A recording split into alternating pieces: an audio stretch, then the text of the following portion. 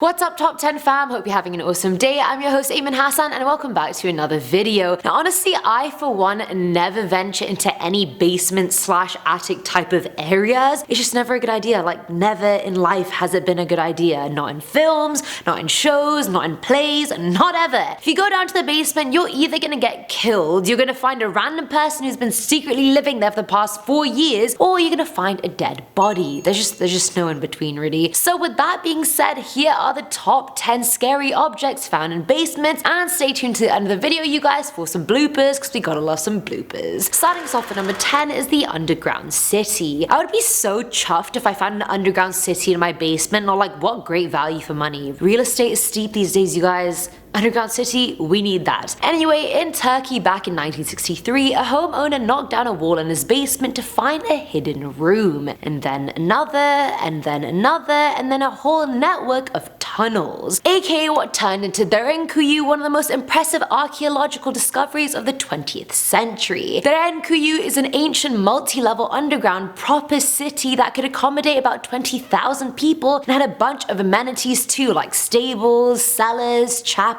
livestock, and even running water from an underground river. It's believed the underground city was used by Christians as protection during the Arab-Byzantine wars. It had about 8 levels, and damn, what a find this is. Like, honestly, like, kudos to whoever the hell found that. Kudos to you. You probably sold that for like $1 billion, probably more. I hope you're enjoying your life on an island somewhere in the Caribbean. I wish I was you. Coming in at number 9 is The Box. Lorne Kaplan founded the company Free Home Cleanup, which offers free home cleanout services for hoarders. During one case of major hoarding, he was cleaning out the basement workroom of a farmhouse built sometime in the 1800s located in Hartsdale, New York. As he was cleaning, Lorne found a bunch of cans of paint, of stain, spackle, and so forth, but one can stood out to him. Inside one of the cans, he found the ashes of a deceased family pet. Like, I know people keep their relatives' ashes, but I didn't know cremating and keeping your pet's ashes was a thing. But the worst part was the ashes weren't even the current owners', so whose pet's ashes were they? How long had they been there for? Was it a sad situation where the pet died naturally and they just couldn't bear to part with it? Or did they accidentally kill the pet and burn the body so no one would ever find out? Like, many things could have happened, and I need to know what happened.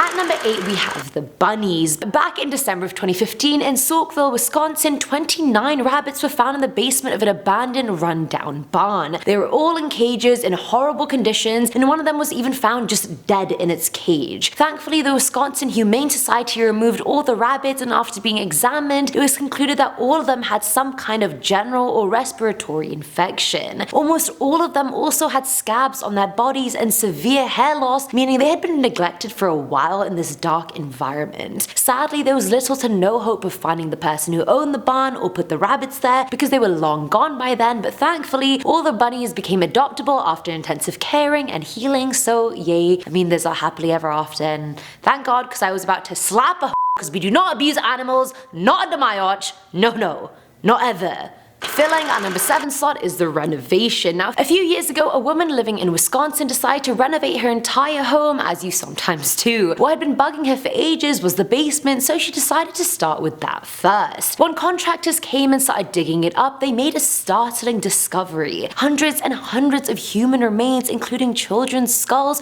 were found there, and the woman probably wanted to evaporate into the ground at that point, and I mean, fair enough, I would too. Turns out her house was built on top of an old burial ground, and the remains were nearly 2 centuries old, so thankfully she was in the clear. With that being said, all the renovations had to stop, and it took her 15 months to get approval from the State Historical Society before restarting them. Honestly, damn, imagine wanting to renovate your house then finding a graveyard. Like, how does one even react to that?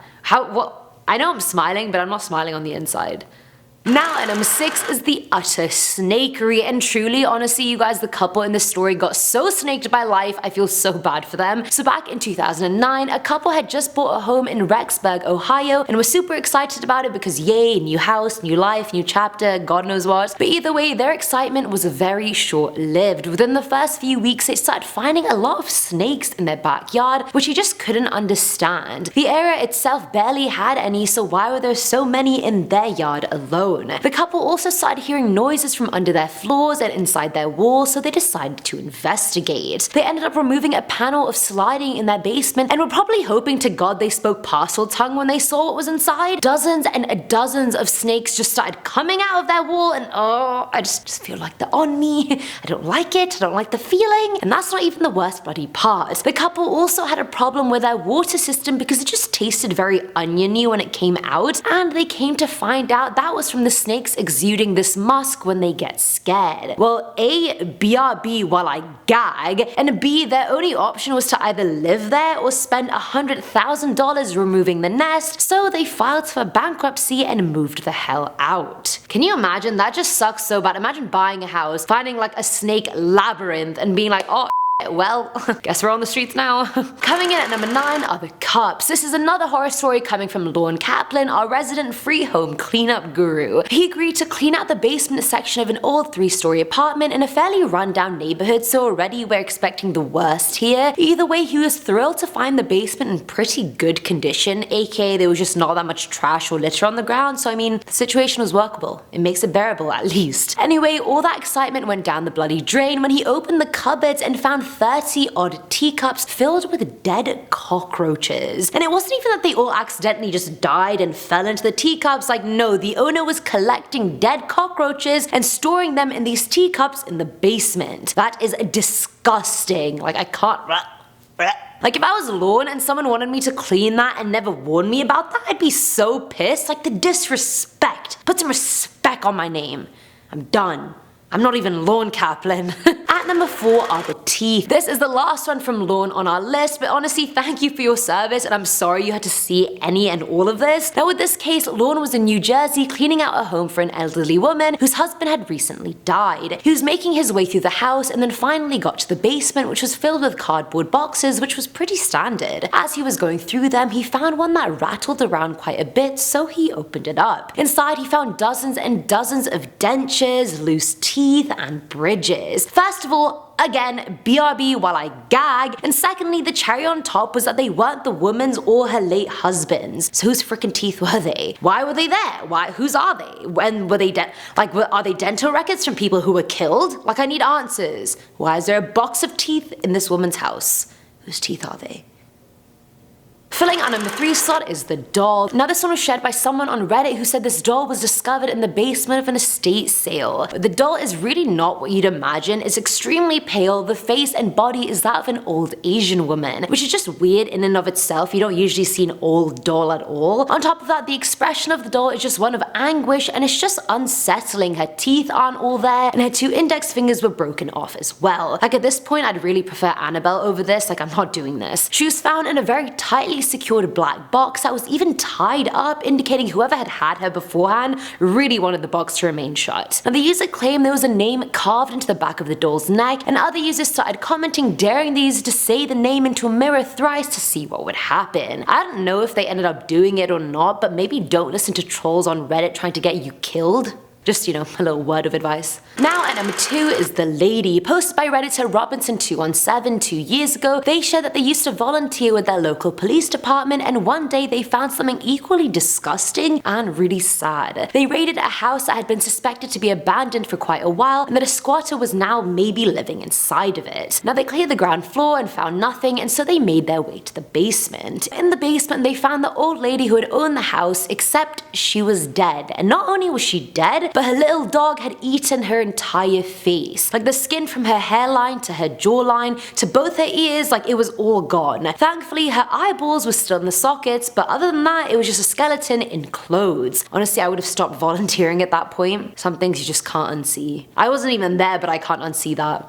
And finally, at number 1 is the poem. This was shared by Reddit user Gizmo588, who said they used to live in an old house in the middle of nowhere in North Dakota. But when they first moved in, the user was exploring the house and went into the bedroom in the basement that was going to be theirs. Honestly, I'd be so pissed if my parents moved into a house and I got a bedroom in the basement. Like, no! I deserve better! Either way, in the bedroom they found a hand-painted poem in dark reddy brown paint that said, "I wrote a little poem. I wrote it on my wrist. I wrote it with a blade. I wrote it with a twist." Now if you don't get it by now, the person wrote that poem with his own blood. Turns out the user later found out that the previous owner had committed suicide in the backyard of the house by cutting his wrists, and before him, an elderly couple had died in the house as well. And I'm sure you can imagine that family did not stay in that house very long after that, I assure you. And that's it for today's video, guys. I already said to you guys that I don't do basements in the intro, and this video has just done nothing but confirm that fact. Let me know what you guys thought below, and as always, I'm your host Ayman Hassan, and I'll catch you in the next one. Bye.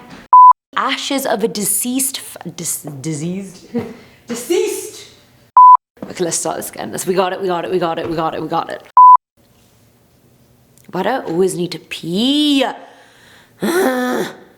AKA what turned into Derinkuyu. Derenkuru.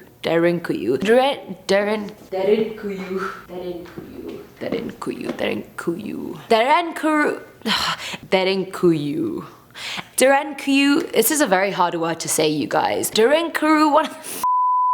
Why am I f***ing it up? Derenkuyu. I'm not Turkish, you guys. AKA what turned into Derenkuyu, one of the most impressive and archaeological discoveries. F***ing hell. But the worst part was it was. Back.